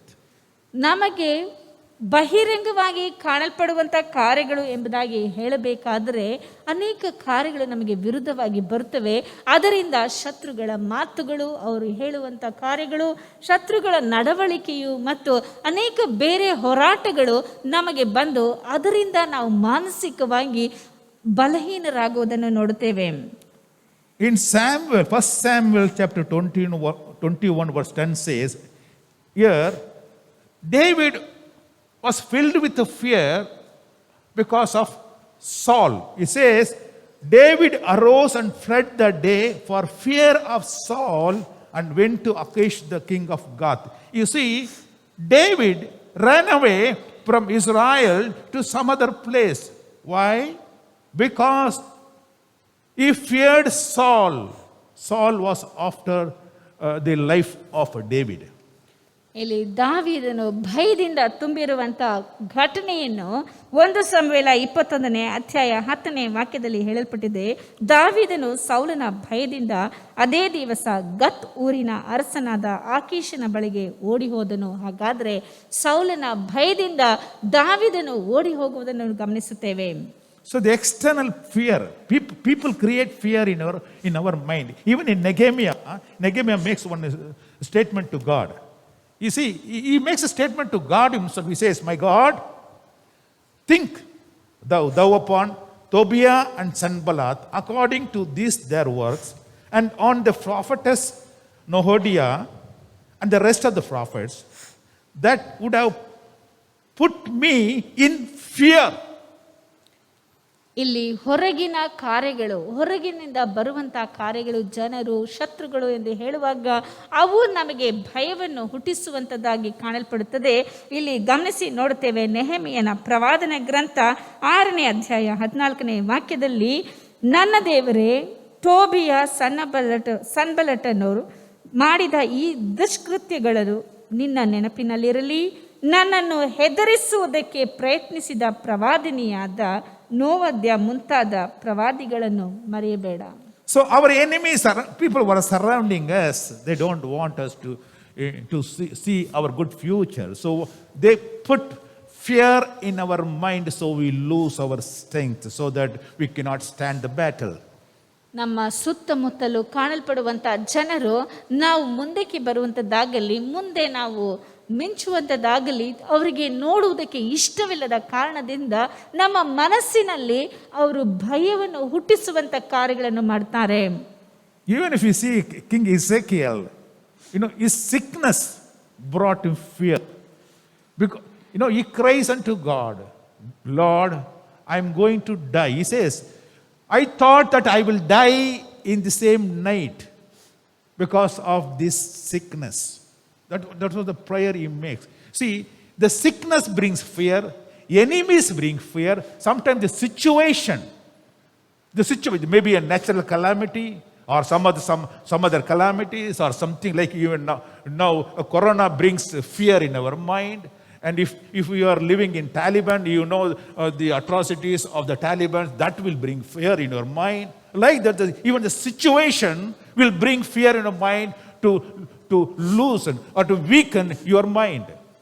ಯೆಹೆಜ್ಕೇಲನನ್ನು ಗಮನಿಸಿ ನೋಡಬೇಕಾದರೆ ಆತನು ಸಾಯುವನು ಎಂಬುದಾಗಿ ತಿಳಿದ ತಕ್ಷಣ ದೇವರಲ್ಲಿ ಮೊರೆ ಇಡುತ್ತಾನೆ. ದೇವರೇ, ನಾನು ಇದೇ ರಾತ್ರಿಯಲ್ಲಿ ಸಾಯುವೆನೋ ಎಂಬುದಾಗಿ ಆತನು ದೇವರನ್ನು ಪ್ರಶ್ನಿಸುವುದನ್ನು ನೋಡುತ್ತೇವೆ. ಈ ಒಂದು ರೀತಿಯಾದಂಥ ಕಾರ್ಯಗಳು, ಕಾಯಿಲೆಯು, ಅಸ್ವಸ್ಥತೆಯು ನಮಗೆ ಭಯವನ್ನು ಹುಟ್ಟಿಸುವಂಥದ್ದಾಗಿ ಕಾಣಲ್ಪಡುತ್ತದೆ. ಮನುಷ್ಯನಿಗೆ ಭಯವನ್ನು ತರುವಂಥದ್ದು ಶತ್ರುವಿನಿಂದ ಭಯ ಬರುತ್ತದೆ, ಜನರಿಂದ ಭಯವು ಬರುತ್ತದೆ. ಮಾತ್ರವಲ್ಲದೆ ನಾವು ಅಸ್ವಸ್ಥರಾಗುವಂಥ ಸಮಯದಲ್ಲಿ ಭಯವು ನಮ್ಮನ್ನು ಆವರಿಸಿಕೊಳ್ಳುತ್ತದೆ. ಮಾತ್ರವಲ್ಲದೆ ನಾವು ಅನೇಕ ಕಾರ್ಯಗಳನ್ನು ನೋಡುತ್ತೇವೆ. ಭಯವು ನಮಗೆ ಪ್ರಕೃತಿ ವಿಕೋಪದಿಂದಲೂ ಬರುತ್ತದೆ. ಅಂದರೆ ಈಗ ಗಮನಿಸಿ ನೋಡಬೇಕಾದ್ರೆ, ಅಲ್ಲಲ್ಲಿ ನೋಡಬೇಕಾದ್ರೆ ಅನೇಕ ರೀತಿಯಾದಂಥ ಪ್ರಕೃತಿ ವಿಕೋಪಗಳು ನಡೀತಾ ಇದೆ. ಇಲ್ಲಿ ಗಮನಿಸಿ ನೋಡಬೇಕಾದ್ರೆ ನಮ್ಮ ದೇಶದಲ್ಲಿ ಈ ಒಂದು ಕರೋನಾದಿಂದ ಭಯಪಟ್ಟು ಅನೇಕರು ಅಸ್ವಸ್ಥತೆಯಿಂದ, ಭಯದಿಂದಲೂ ಮರಣವನ್ನು ಹೊಂದಿದ್ದಾರೆ. ಇನ್ನು ಅನೇಕರು ಅದೇ ಭಯದಲ್ಲಿಯೂ ಕಾಣಲ್ಪಡುತ್ತಾರೆ. ಈ ಒಂದು ಭಯವು ನಾವು ಮಾನಸಿಕವಾಗಿ ಅಸ್ವಸ್ಥರಾಗುವುದಕ್ಕೂ ಮಾತ್ರವಲ್ಲದೆ ಬಲಹೀನರಾಗುವುದಕ್ಕೂ ಕಾರಣವಾಗುತ್ತದೆ.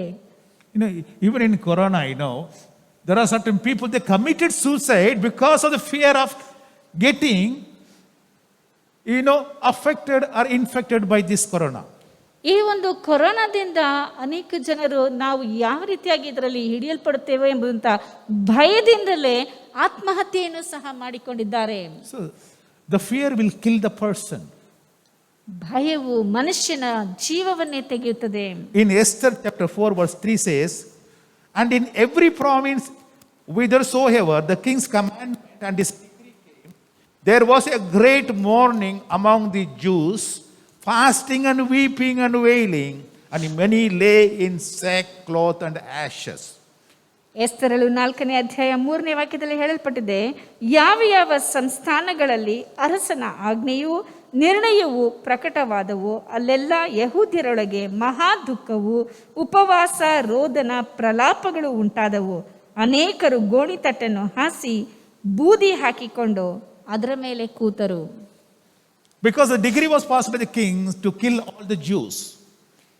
ಅಲ್ಲಿ ಯಹೂದ್ಯರಿಗೆ ವಿರುದ್ಧವಾಗಿ ಅರಸನಿಂದ ಆಜ್ಞೆಯು ಹೊರಡಿಸಲ್ಪಟ್ಟಿತ್ತು. So the situation brings fear in our mind that causes to lose our strength. ಅಲ್ಲಿರುವಂಥ ಪರಿಸ್ಥಿತಿಯು ನಮ್ಮ ಮನಸ್ಸಿನಲ್ಲಿ ಭಯವನ್ನು ಹುಟ್ಟಿಸುವಂಥದ್ದಾಗಿದೆ. ಅದರಿಂದ ಮಾನಸಿಕವಾಗಿ ಬಲಹೀನರಾಗುತ್ತೇವೆ. And secondly, our internals, the forces from within. If you commit, see the second one says, the sin will bring fear in your mind. ಎರಡನೇದಾಗಿ ನೋಡಬೇಕಾದರೆ ಅಂತರಂಗವಾಗಿ ಅಂದರೆ ಪಾಪದ ದೆಸೆಯಿಂದ ಭಯವು ಹುಟ್ಟುವುದನ್ನು ನಾವು ನೋಡುತ್ತೇವೆ. Judges chapter 16 verse 17 says, and he told her all his heart and said to him, ಇಲ್ಲಿ Psalms 31 verse 10 he says, Psalm 31 verse 10 you read, my life is spent with grief and my years with the sighing. My strength fails because of my iniquity and my bones are consumed. Because of my iniquity, my bones are consumed. I am filled with fear. ಕೀರ್ತನೆಗಳು 31ನೇ ಅಧ್ಯಾಯ 10ನೇ ವಾಕ್ಯದಲ್ಲಿ ಹೇಳಲ್ಪಟ್ಟಿದೆ, ನನ್ನ ಜೀವಮಾನದಲ್ಲೆಲ್ಲ ದುಃಖದಲ್ಲಿಯೂ ನಿಟ್ಟುಸಿರಿನಲ್ಲಿಯೂ ಕಳೆದು ಹೋಗುತ್ತಾ ಇದೆ. ನನ್ನ ಅಪರಾಧದಿಂದ ನನ್ನ ಶಕ್ತಿಯು ಕುಂದಿ ಹೋಯಿತು, ನನ್ನ ಎಲುಬುಗಳು ಸವೆದು ಹೋಗಿವೆ. ಹಾಗಾದರೆ ನಾವು ಅಂತರಂಗವಾಗಿ ಮಾಡುವಂಥ ಪಾಪಗಳು ಅಪರಾಧಗಳ ನಿಮಿತ್ತವಾಗಿ ನಮ್ಮ ಮಾನಸಿಕವಾಗಿ ಬಲವನ್ನು ನಾವು ಕಳೆದುಕೊಳ್ಳುತ್ತೇವೆ, ಬಲಹೀನರಾಗುವುದನ್ನು ನೋಡುತ್ತೇವೆ. ಇಲ್ಲಿ If we commit sin against God, then that fills you with a fear and your mind will be weakened. ನಾವು ದೇವರಿಗೆ ವಿರುದ್ಧವಾಗಿ ಪಾಪ ಮಾಡುವುದಾದರೆ ಅದು ನಮ್ಮ ಮನಸ್ಸಿನಲ್ಲಿ ಇದ್ದುಕೊಂಡು ಅದು ನಮ್ಮ ಮನಸ್ಸಿಗೆ ಅಸ್ವಸ್ಥತೆಯನ್ನು ಬಲಹೀನತೆಯನ್ನು ಉಂಟು ಮಾಡುವಂಥದ್ದಾಗಿದೆ. So where do we get the strength? ಹಾಗಾದರೆ ಈ ಬಲವು ನಮಗೆ ಎಲ್ಲಿಂದ ದೊರೆಯುತ್ತದೆ? If you read Bible, Isaiah chapter 40 verse 29 says, he gives power to the faint and to them that have no might increaseth the strength. God gives strength to the people who are fainted. ಇಲ್ಲಿ ಯೆಶಾಯನ ಪ್ರವಾದನ ಗ್ರಂಥ 40ನೇ ಅಧ್ಯಾಯ 29ನೇ ವಾಕ್ಯದಲ್ಲಿ ಹೇಳುವಂತಹ ಮಾತು, ಸೋತವನಿಗೆ ತ್ರಾಣವನ್ನು ಅನುಗ್ರಹಿಸಿ ನಿರ್ಬಲನಿಗೆ ಬಹುಬಲವನ್ನು ದಯಪಾಲಿಸುತ್ತಾನೆ. So the strength comes from God. ಹಾಗಾದರೆ ಬಲವು ದೇವರಿಂದ ಬರುತ್ತದೆ. Psalms 29 verse 11 says, Lord gives strength to his people and Lord will bless his people. ಕೀರ್ತನೆಗಳು 29ನೇ ಅಧ್ಯಾಯ 11ನೇ ವಾಕ್ಯದಲ್ಲಿ ಹೇಳಲ್ಪಟ್ಟಿದೆ, ಯೆಹೋವನು ತನ್ನ ಜನರಿಗೆ ಬಲವನ್ನು ಅನುಗ್ರಹಿಸುವನು, ಆತನು ತನ್ನ ಪ್ರಜೆಗೆ ಸುಕ್ಷೇಮವನ್ನು ದಯಪಾಲಿಸುವನು. My dear friend, don't seek strength from anywhere else, because our God only gives the strength. Strength is from our God. ಪ್ರೀತಿಯುಳ್ಳ ಸ್ನೇಹಿತನೇ, ಬಲವನ್ನು ಎಲ್ಲೆಲ್ಲಿಯೋ ಹುಡುಕಿ ಓಡಬೇಡ, ಯಾಕೆಂದರೆ ಬಲವು ನಮ್ಮ ದೇವರಿಂದಲೇ ನಮಗೆ ಬರುವಂತದ್ದಾಗಿದೆ. Psalm 73 verse 26 says, my flesh and my heart fails. Sometimes my physics fails, my heart fails, but he says, God is the strength of my heart and my portion forever. ಒಂದು ವೇಳೆ ನಮ್ಮ ಆತ್ಮವು ದೇಹವು ಕ್ಷಯಿಸಿ ಹೋದರು ಅಂದರೆ ಬಲಹೀನವಾದರೂ ಸಹ ಏನಾಗುತ್ತದೆ ಎಂಬುದಾಗಿ ದಾವೀದನು ಸ್ಪಷ್ಟವಾಗಿ ಕೀರ್ತನೆಗಳು 73ನೇ ಅಧ್ಯಾಯ 26ನೇ ವಾಕ್ಯದಲ್ಲಿ ಹೇಳ್ತಾನೆ, ತನು ಮನಗಳು ಕ್ಷಯಿಸಿದರು ನನ್ನ ಆತ್ಮಕ್ಕೆ ಶರಣನು, ನನ್ನ ಶಾಶ್ವತವಾದ ಪಾಲು ದೇವರೇ. Hallelujah. Hallelujah. The source of strength is God only. ನಮಗೆ ಬರಬೇಕಾಗಿರುವಂತ ಬಲಕ್ಕೆ ಮೂಲ ಕಾರಣವು ದೇವರಾಗಿಯೇ ಇದ್ದಾನೆ. So we have to seek God only for our strength. ನಮ್ಮ ಬಲಕ್ಕಾಗಿ ನಾವು ದೇವರನ್ನು ಹುಡುಕಬೇಕಾಗಿದೆ. First Chronicles chapter 16 verse 11 says, seek the Lord and his strength, seek his face continually. ಒಂದು ಪೂರ್ವಕಾಲ ವೃತ್ತಾಂತ 16ನೇ ಅಧ್ಯಾಯ 11ನೇ ವಾಕ್ಯದಲ್ಲಿ ದೇವರು ಹೇಳಲ್ಪಟ್ಟಿದೆ, ಯೆಹೋವನನ್ನು ಆತನ ಬಲವನ್ನು ಆಶ್ರಯಿಸಿ ನಿತ್ಯವೂ ಆತನ ದರ್ಶನವನ್ನು ಅಪೇಕ್ಷಿಸಿರಿ. Seek the Lord every day, my dear friend. When you find that you are weak and tired and worn out and your legs do not have the strength, seek the Lord. ನೀನು ಒಂದು ವೇಳೆ ನಿರ್ಬಲನಾಗಿಯೂ ಅಸ್ವಸ್ಥನಾಗಿಯೂ ಕ್ಷಯಿಸಿ ಹೋಗಿ ಇರುವಂತಹ ಪರಿಸ್ಥಿತಿಯಲ್ಲಿ ಕಾಣಲ್ಪಟ್ಟರು, ಮೊಟ್ಟ ಮೊದಲನೇದಾಗಿ ನೀನು ಮಾಡಬೇಕಾಗಿರುವಂಥದ್ದು ದೇವರನ್ನು ಹುಡುಕು. Habakkuk chapter 3 verse 19 says, "The Lord God is my strength, and he will make my feet like a hind's feet, and he will make me to walk upon high places." ಹಬಕ್ಕೂಕನ ಪ್ರವಾದನ ಗ್ರಂಥ 3ನೇ ಅಧ್ಯಾಯ 19ನೇ ವಾಕ್ಯದಲ್ಲಿ ಹೇಳಲ್ಪಟ್ಟಿದೆ, ಕರ್ತನಾದ ಯೆಹೋವನೇ ನನ್ನ ಬಲ, ಆತನು ನನ್ನ ಕಾಲನ್ನು ಜಿಂಕೆಯ ಕಾಲಿನಂತೆ ಚುರುಕು ಮಾಡಿ ನನ್ನನ್ನು ಉನ್ನತ ಪ್ರದೇಶಗಳಲ್ಲಿ ನನ್ನನ್ನು ನಡೆಸುತ್ತಾನೆ ಎಂಬುದಾಗಿ ಹೇಳಲ್ಪಟ್ಟಿದೆ. But then how do you seek God? ಹಾಗಾದ್ರೆ ದೇವರನ್ನು ಹೇಗೆ ಹುಡುಕುವುದು? God gives strength, and God says, "You seek me, I will give you." But people do not know how to seek God. ದೇವರು ಹೇಳ್ತಾನೆ, ನಾನು ನಿಮಗೆ ಬಲವನ್ನು ಕೊಡುತ್ತಾನೆ, ಆತನಿಂದಲೇ ನಮಗೆ ಬಲವು ಬರುತ್ತದೆ. ಆದರೆ ದೇವರನ್ನು ಹುಡುಕುವುದು ಹೇಗೆ ಎಂಬುದಾಗಿ ಜನರಿಗೆ ಗೊತ್ತಾಗುವುದಿಲ್ಲ. Maybe by giving money to God, he will give me strength. ಒಂದು ವೇಳೆ ದೇವರಿಗೆ ಹಣವನ್ನು ಕೊಡುವುದರಿಂದ ಆತನು ನಮಗೆ ಬಲವನ್ನು ಕೊಡ್ತಾನಾ? That's why many people, donate crores of money to temples and give, poor people a lot of help.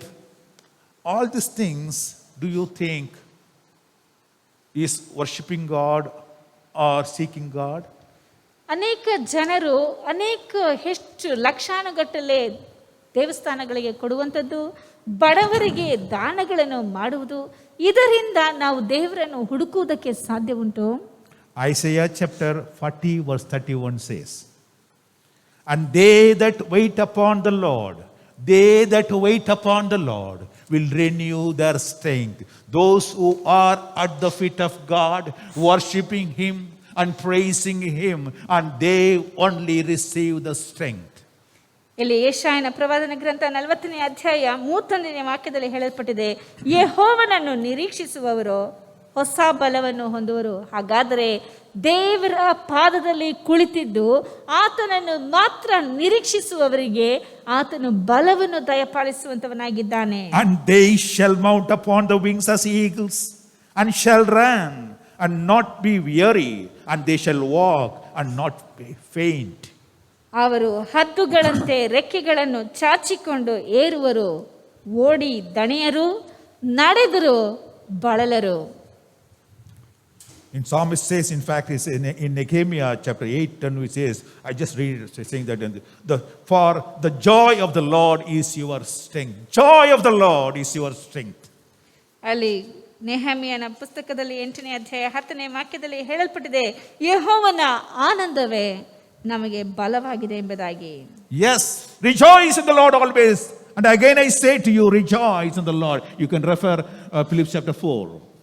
ನಾವು ಸತ್ಯವೇದದಲ್ಲಿ ಗಮನಿಸಿ ನೋಡಬೇಕಾದರೆ ಸಂತೋಷವಾಗಿರಿ, ಯಾವಾಗಲೂ ದೇವರಲ್ಲಿ ಸಂತೋಷವಾಗಿರಿ ಎಂಬುದಾಗಿ ನಾನು ನಿಮಗೆ ತಿರುಗಿ ಹೇಳುತ್ತೇನೆ ಎಂಬುದಾಗಿ ಪೌಲನೇ ಹೇಳುವುದನ್ನು ನೋಡುತ್ತೇವೆ. So when we are at the feet of God and seeking God and requesting, "Lord, fill me with your strength," God fills you with his strength, stretching forth your hand. If you are in a miry land, God stretches forth his hand to lift you up from that place. ನಾವು ದೇವರ ಪಾದದಲ್ಲಿ ಕುಳಿತುಕೊಂಡು, ದೇವರೇ ನನ್ನನ್ನು ಬಲಪಡಿಸು ಎಂಬುದಾಗಿ ಕೇಳಿಕೊಳ್ಳುವಂತಹ ಸಮಯದಲ್ಲಿ ಆತನು ತನ್ನ ಹಸ್ತವನ್ನು ಚಾಚಿ ನಿಮ್ಮನ್ನು ಬಲಪಡಿಸಿ ಇರುವಂತಹ ಸ್ಥಳದಿಂದ ನಿಮ್ಮನ್ನು ಎದ್ದು ನಿಲ್ಲಿಸುವಾತನಾಗಿದ್ದಾನೆ. We can read one incident in Bible in Acts chapter 3 verse 7.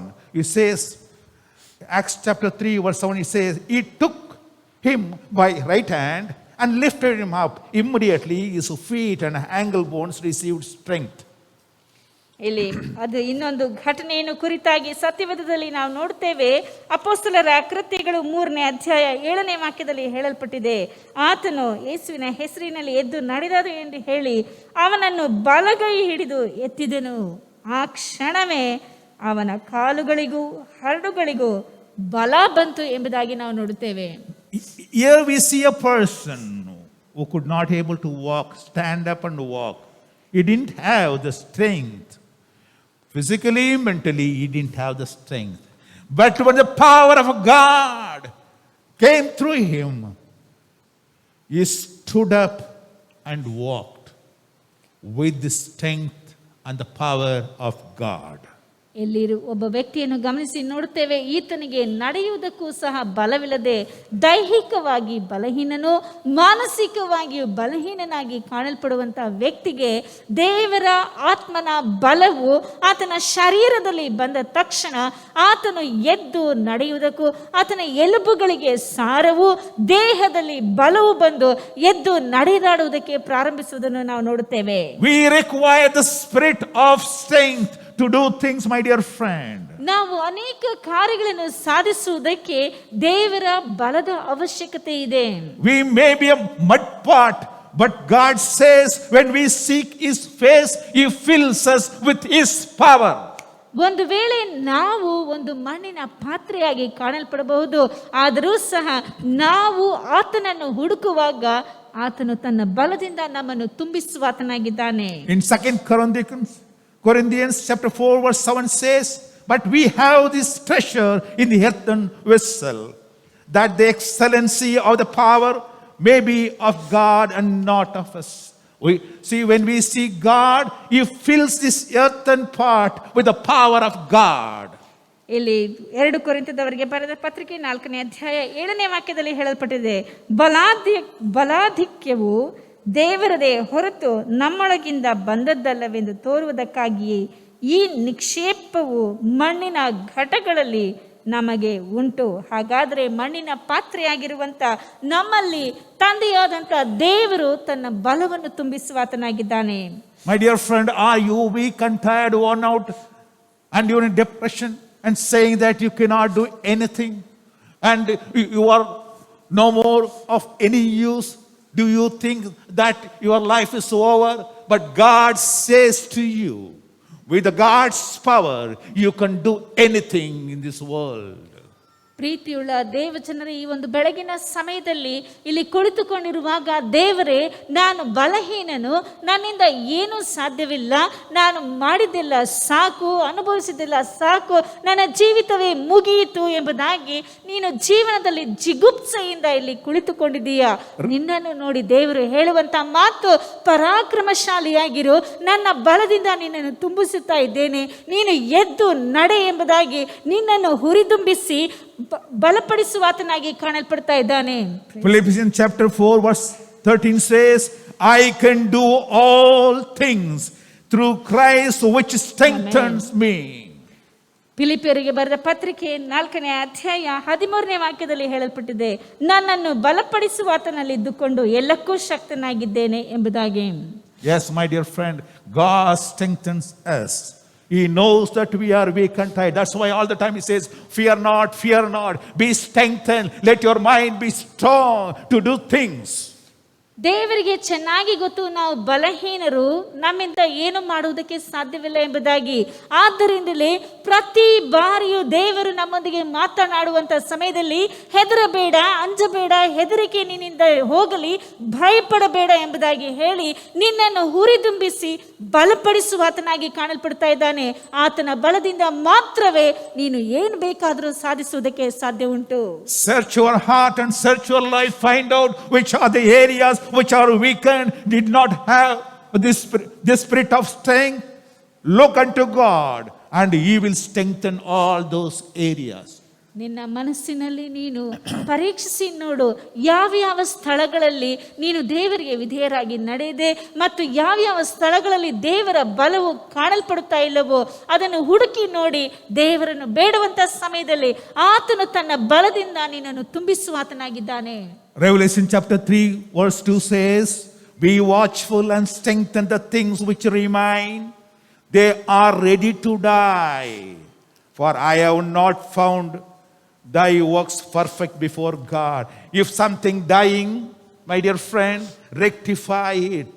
Ask God to give strength and give strength to his people, because we have seen wisdom has built her house with 7 pillars, And one of the pillars is the pillar of strength.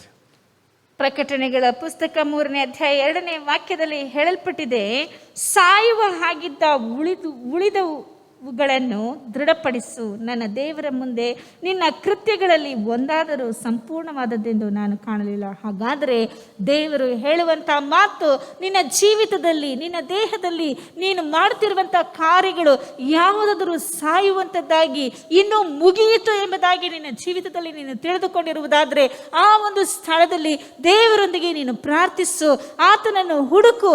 ಆ ಒಂದು ಸಮಯದಲ್ಲಿ ಆತನು ನಿನಗೆ ತನ್ನ ಬಲವನ್ನು ದಯಪಾಲಿಸಿ ನಿನ್ನನ್ನು ಬಲಪಡಿಸುವ ಆತನಾಗಿ ಕಾಣಲ್ಪಡುತ್ತಾ ಇದ್ದಾನೆ.